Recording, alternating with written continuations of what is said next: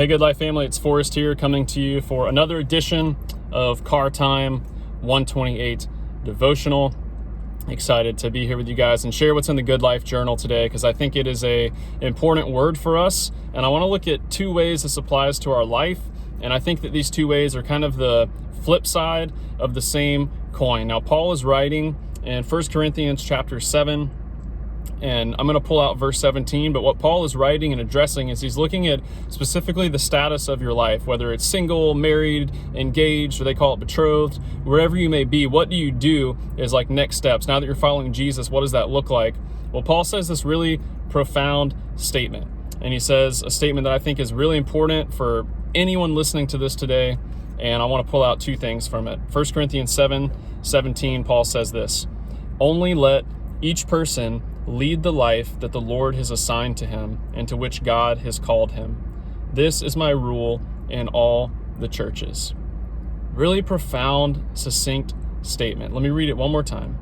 Only let each person lead the life that the Lord has assigned to him and to which God has called him. So what's the first way? How can we live this out?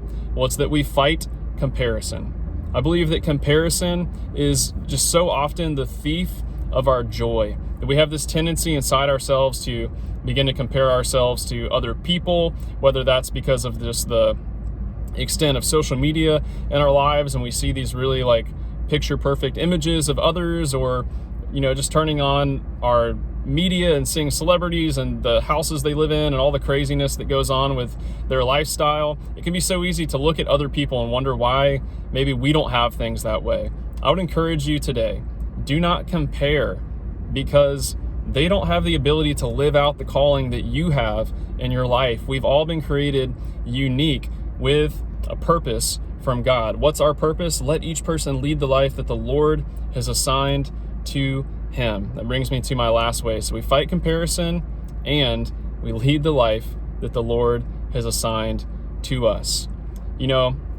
I hear so often in church culture this question of what is God's will for my life? You hear it a lot of right now. Our students are graduating, moving on from high school or college, and there's this big question of what's God's will for my life? Well, I don't know the specific details of that, but I can confidently say this.